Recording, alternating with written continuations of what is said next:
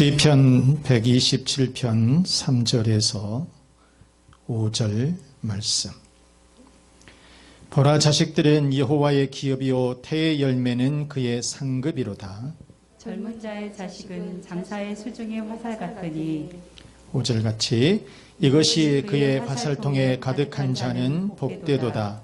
그들이 성문에서 그들의 원수와 담판할 때에 수치를 당하지 아니하리로다. 아멘. 아멘. 아멘. 자, 오늘 제목을 한번 보시겠습니다. 자식은 하나님의 기업. 시작. 다시 한번, 자식은 하나님의 기업. 자식은 하나님의 기업인 줄로 믿습니다. 5월은 가정의 달이에요. 그리고 첫째 주일은 어린이 주일, 둘째 주일은 어버이 주일. 이렇게 지키고 있는데, 그래서 이 첫째 주일은 어린이 주일인데 자녀에 대해서 말씀을 드리고자 합니다. 결혼은 에덴 동산에서 하나님이 제정하신 제도입니다. 하나님이 제정하신 제도예요. 그렇기 때문에 결혼을 해야 된다, 말아야 된다? 해야 되는 거예요. 자, 하나님은 왜 가정을 주셨을까? 그것은 그냥 둘이 살라고 하는 것이 아니라, 둘이 물론 살아도 되겠지만은 가족을 이루라고 하는 것이에요. 한 가족을 이루어서 가정을 이렇게 행복한 가정을 우리가 만들어 가도록. 가족이라고 하는 이 형성, 이 공동체를 형성을 해서 가정이 되어야 된다는 것입니다. 그렇기 때문에 반드시 가정을 이루는 것이 하나님의 명령이요 축복인 거예요. 자, 가정을 이루면 뭐가 생겨요? 자식이 생기죠. 자녀가 있어야 돼요, 자녀가. 자, 그러면 오늘 이 성경에 자식이라고 나왔으니까 우리가 자녀라고 하지 않고 자녀나 자식이나 같은데 성경에 우리가 자식이라고 했으니까 자식은 무엇일까? 첫째, 자식은 하나님의 기업이다. 시작. 자식은 하나님의 기업이다. 자, 3절 말씀 보라, 자식들은 여호와의 기업이요. 자식을 일컬어서 여호와의 기업, 하나님이 주시는 기업이다 그랬어요. 기업이라고 하는 것이 원어의 뜻을 이렇게 보면 나할라 그래요. 상속, 재산, 유산이라고 하는 것이에요. 이 상속, 이 재산, 바로 이 유산은, 이 구약의 율법은 상속받은 이 재산, 그러니까 구약에서는 토지를 얘기하죠. 이 토지는 절대로 매매를 할 수가 없었어요. 그러니까 내가 사서 축적을 했다든가 이런 것은 매매를 할 수 있어요. 그런데 상속받은 토지는 절대로 매매를 할 수가 없다는 거예요. 매매를 할 수가 없어요. 자, 우리가 레위기서 25장 23절 말씀해 보시면, 자, 토지를 영구히 팔지 말 것은, 토지는 다 내 것임이니라. 누구 것이라고요? 하나님의 것이라 그 말이에요. 너희는 거류민이요 동거하는 자로서 나와 함께 있느니라. 자, 그래서 이와 같이 이 토지, 상속받은 토지만큼은 절대로 매매를 할 수가 없었다는 거예요. 구약시대 때. 자, 그런데 혹시나 빚 때문에 내가 땅을 빼앗겼어요. 그러면 안식년이나 희년이 되면 이 땅은 아무리 내가 이것을 압류를 했다 할지라도 이 안식년이나 희년이 되면은 다시 되돌려줘야 돼요. 원주민에게 되돌려줘야 되는 것이 구약의 율법이었다는 거예요. 바로 그것은, 이 토지라고 하는 것은 하나님의 것이기 때문에 사람들이 함부로 사고 팔고 해서는 안 된다 그 말이에요. 자, 다시 얘기하겠습니다. 상속받은 토지는 누구의 것이다? 하나님의 것이다. 그래서 사고 팔 수 있다 없다? 없다. 그 말이에요. 이처럼 사고 팔 수 없는 상속재산인 토지처럼 자식도 하나님의 기업이라는 거예요. 하나님이 주시는 기업이라는 거예요, 여러분. 여러분, 사업주에게 기업이라고 하는 것은 참 소중한 거죠. 그래서 사업을 일으켜보기 위해서, 사업을 크게 번성시키기 위해서 엄청 머리를 싸매고 사업 경영을 합니다. 진짜 눈코 뜰 새 없이 이 경영을 합니다. 진짜 죽기 아니면 살기로 이 자기 몸도 돌보지 않고 밤늦게까지 사업 경영을 해요. 가정 팽개치고요. 자식도 놔두고요. 남자들은 이 사업에 어떤 성취 목적이 있어가지고 그거를 달성하기 위해서 엄청 바빠요.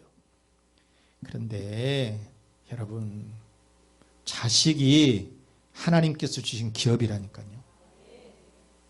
자식이 하나님께서 주시는 기업이요. 세상적인 기업도 여러분 살뚱 죽을 뚱 말뚱 하면서 열심히 그냥 오밤중까지 그냥 이렇게 다니면서 하지만은, 그런데 하나님께서 주신 이 자식, 이것이 기업이라 그 말이에요. 그 자녀를 위해서 우리가 이 세상 일반적으로 세상에서 사업경을 하듯이 지혜를 짜내고 동분서주하면서 진짜 밥도 안 먹고 쫓아다니면서 이렇게 사업 경영을 해야 된다는 거예요. 그러므로 여러분, 사업 경영을 하듯이 투자를 많이 해서 우리가 이 기업을 일으켜 세우듯이 자식들도 그렇게 사업 경영을 잘 해야 된다. 그러면 여러분, 어떻게 해야 사업을 잘 경영할 수 있을까? 일반적인 기업은 여러분 어떻게 해야 됩니까? 기업의 목표가 어디에 있습니까? 돈 많이 버는데? 록펠러 이번에 지금 영상을 보시니까 돈 많이 벌어서 뭐 했어요? 록펠러가 어느 정도 부자냐면 빌 게이츠보다 더 부자입니다. 그때 당시에 이거 지금 환산을 해보면 빌 게이츠보다도 더 부자였다. 500조 정도 됐다는 거예요. 지금 환산해보면. 그런데 이 기업은 돈을 많이 버는 것, 그거 중요하지요. 그래서 이윤을 남기는 게 중요해요. 그런데 이윤을 남겨서 뭐 할 때 쓰느냐? 이웃을 위해서 쓰라는 거죠. 인류를 위해서, 사회를 위해서 쓰라는 거예요. 기업을 경영하는데 이윤이 없으면 무슨 것이 기업 경영이겠어요? 적자 경영은 하나 많은 거잖아요. 이윤을 많이 남겨서 직원들에게 복지 혜택도 많이 주고 사회나 인류를 위해서 헌신하는 게 이게 기업의 목표지요. 돈을 많이 벌어서 내가 축적하는 것이 아니라 진짜 기업의 목표는 이윤을 많이 남겨서 직원들이나 사회나 인류를 위해서 바로 다시 헌신하고 투자해 주는 것이죠. 자, 여러분, 하나님이 자식을 주었으면 이 자녀를 교회를 위해서, 국가를 위해서, 사회와 인류를 위해서 무엇인가 헌신하는 데 써야 된다는 것이에요. 여러분, 자식들을 공부를 많이 시켜서 어느 때 쓰기 위해서 그러냐? 지 잘 먹고 잘 살라고 하는 것이 아니에요, 여러분. 이웃을 위해서, 교회를 위해서, 국가를 위해서 헌신하도록 하기 위해서 아이들에게 투자를 많이 하는 거예요. 그게 목표라고 하는 거예요. 따라서 여러분, 기업은 이윤을 남겨서 이웃을 위해 헌신해야 되는 거죠. 자식은 하나님이 주시는 기업이라겠어요. 그러므로 이 자녀는 교회를 위해서, 국가를 위해서, 사회와 인류를 위해서 헌신하는 자녀들로 쓰임받으시기를 바랍니다. 두 번째, 또 이 자식은 무엇일까? 둘째, 자식은 하나님이 주시는 상급이라 그랬습니다. 시작. 자식은 하나님이 주시는 상급이다. 하나님이 주시는 상급이다.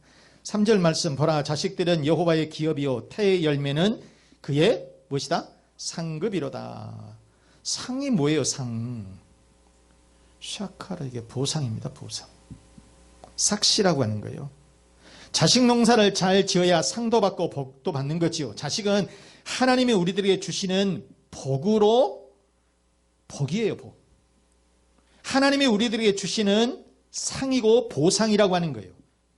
짐이 되라고 주는 것이 절대 아니에요.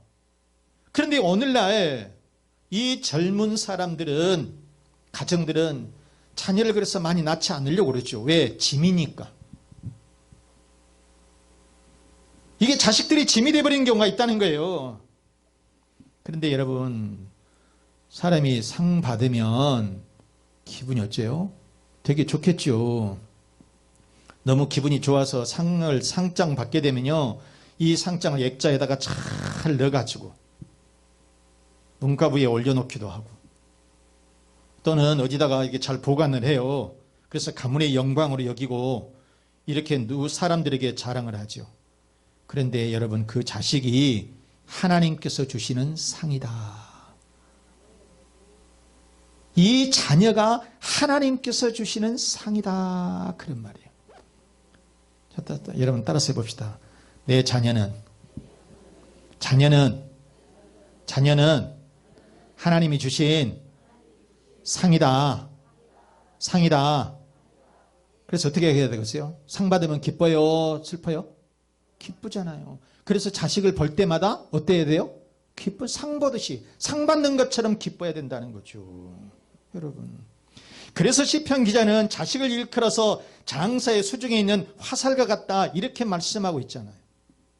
이 자식을 일컬어서, 이 자녀를 일컬어서 뭐라고 얘기했느냐? 화살과 같다는 거예요. 싸움하는 장수의 이 장군들의 옛날 이 시대 때는 이게 뭡니까? 총으로 쏘는 것이 아니라 화살 가지고 썼어요. 그러니까 전쟁에 나가서 아무리 힘이 세도 화살이 없으면 그건 죽은 목숨이잖아요.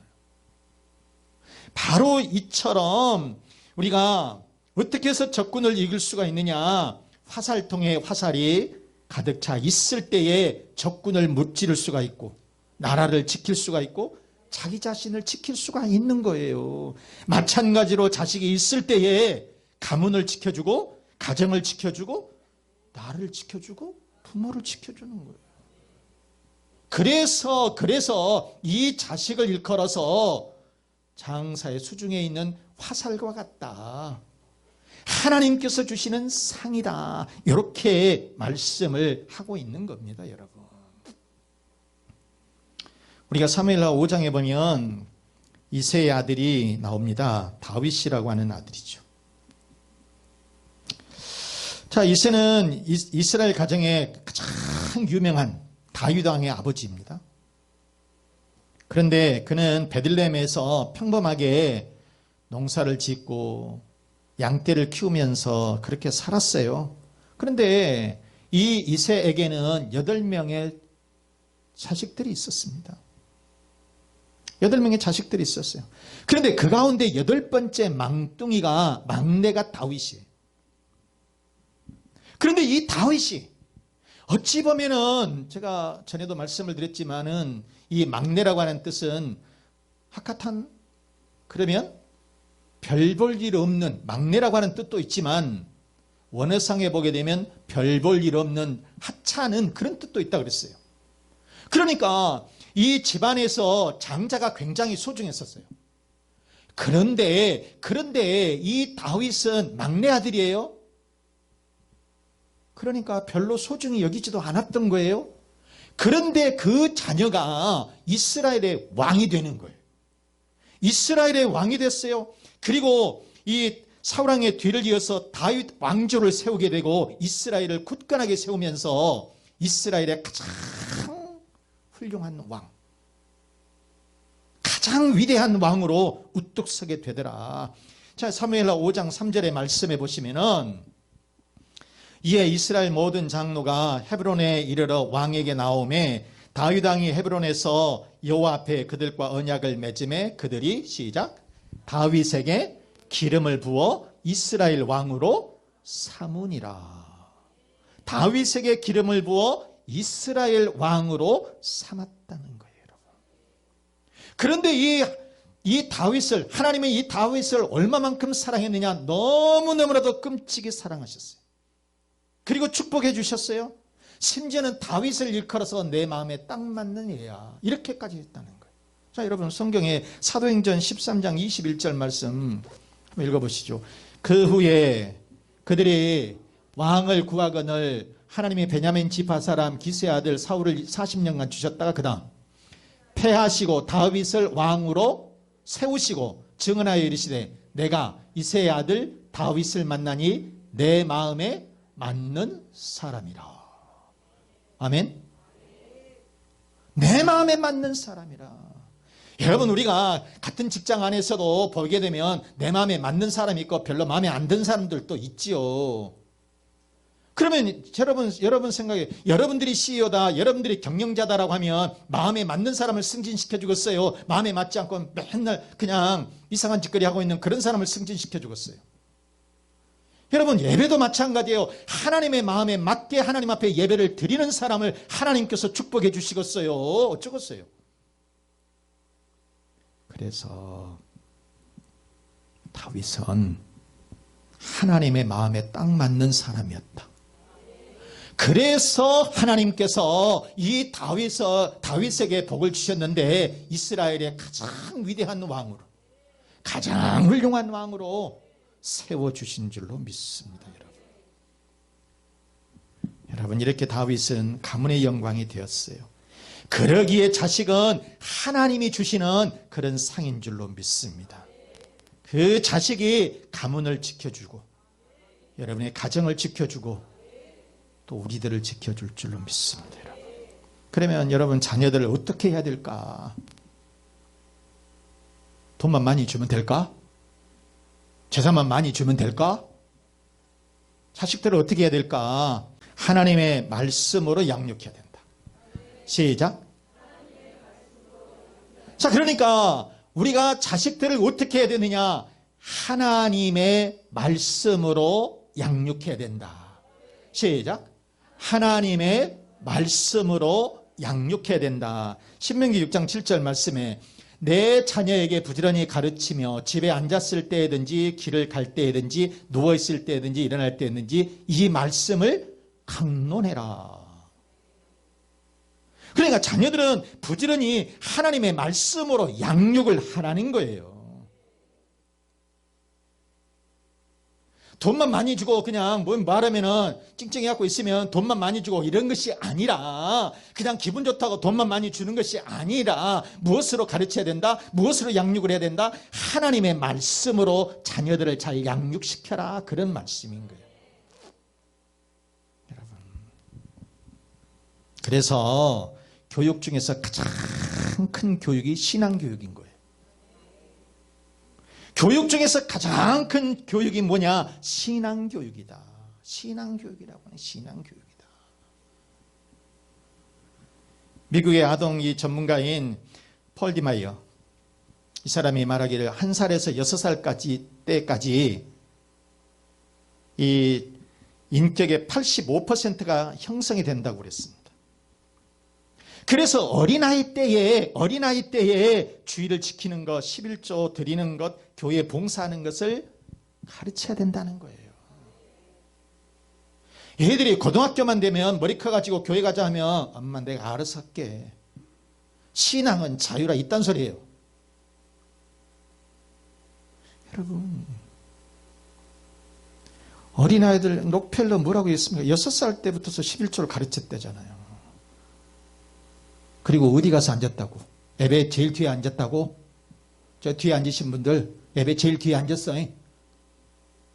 그래서 록펠러가 제일 뒤에 앉아서 부자 됐대. 여러분, 어린아이 때부터서 우리가 하나님의 말씀으로 잘 양육을 하세요. 그래서 주일 지키는 것, 11조 하는 것, 교회에서 봉사하는 것, 교회에서 봉사도 자꾸 시켜요. 어렸을 때요, 엄마가 교회 청소로 나올 때 애들 데리고 나와서 청소시켜요. 청소도 해보라고 해요. 전도할 때 데리고 나와서 이렇게 전도하는 거야. 초등학교 애들 때부터서 해요. 여기서 우리 보면 예림이 어디 가버렸나? 전도 진짜 잘해요. 지금 엄마 따라다니면서 맨날 배운 게 전도예요. 여기 김경 집사 있지만은 성욱이 한사랑병은 5살 때부터 다녔어요. 막 목사님하고 이렇게 잡아당기면서 발음도 그때는 안 나서 목다님 목다는 목사님. 그리고 따라다녔어요. 그런데 전도도 얘기들이 하더라고.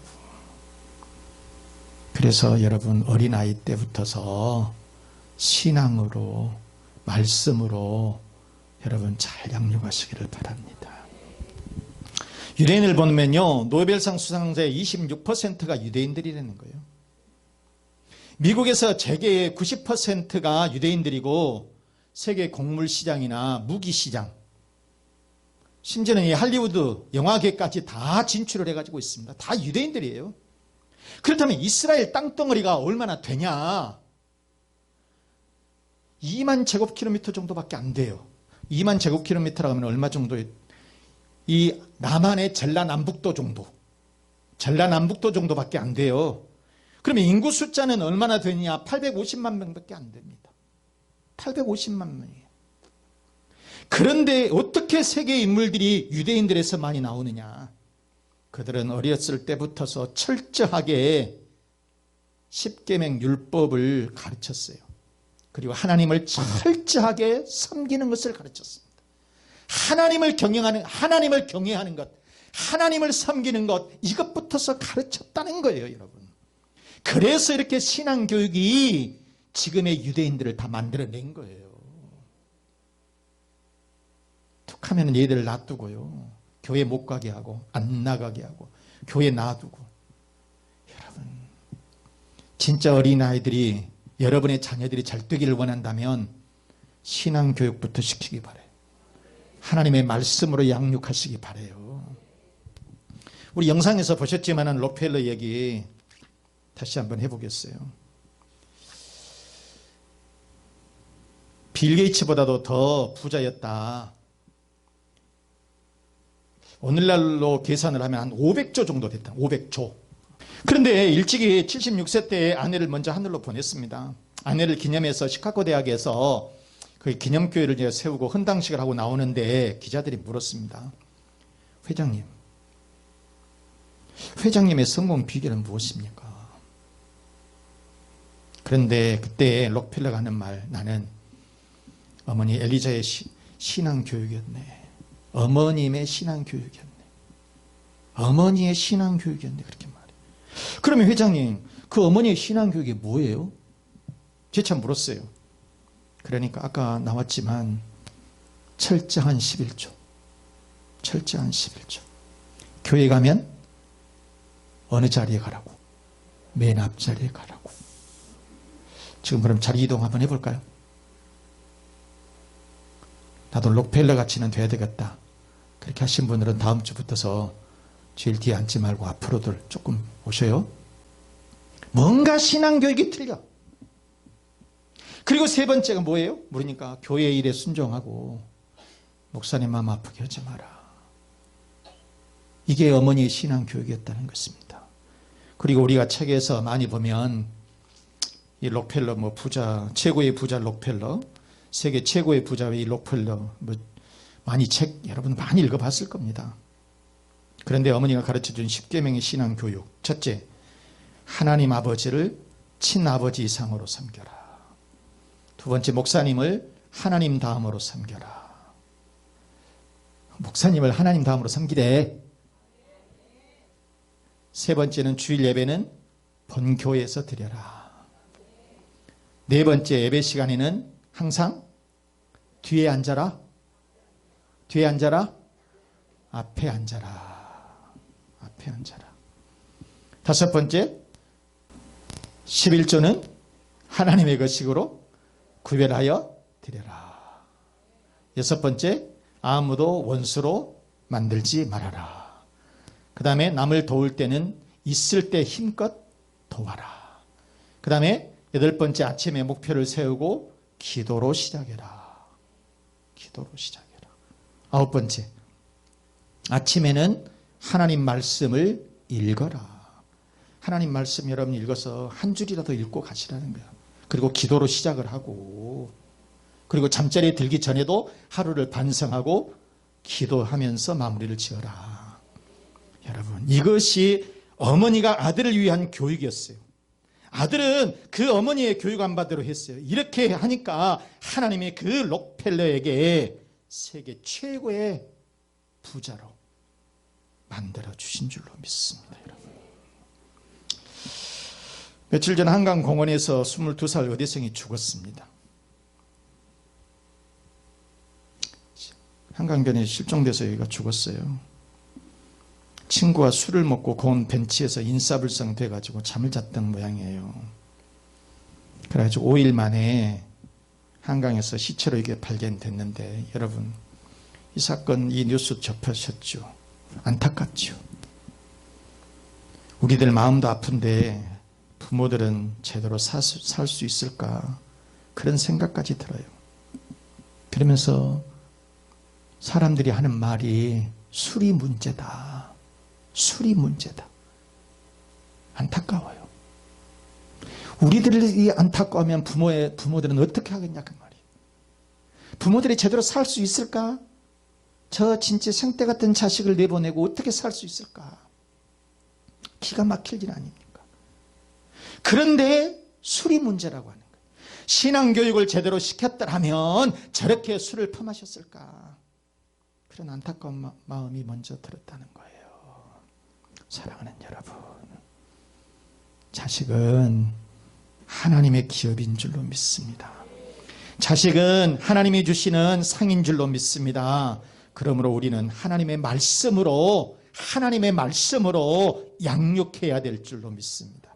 그래서 하나님이 주신 자녀 말씀으로 잘 양육하여서 훗날에 국가와 민족을 위해서, 인류를 위해서 크게 쓰임받는 자녀들 다 되시기를 주 예수 그리스도의 이름으로 축원합니다.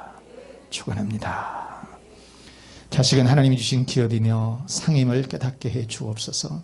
말씀으로 자녀를 양육하게 해 주옵소서. 여러분의 가정의 평안을 위해서, 또 건강을 위해서, 사업과 직장의 번성을 위해서 다 같이 우리 기도하겠습니다.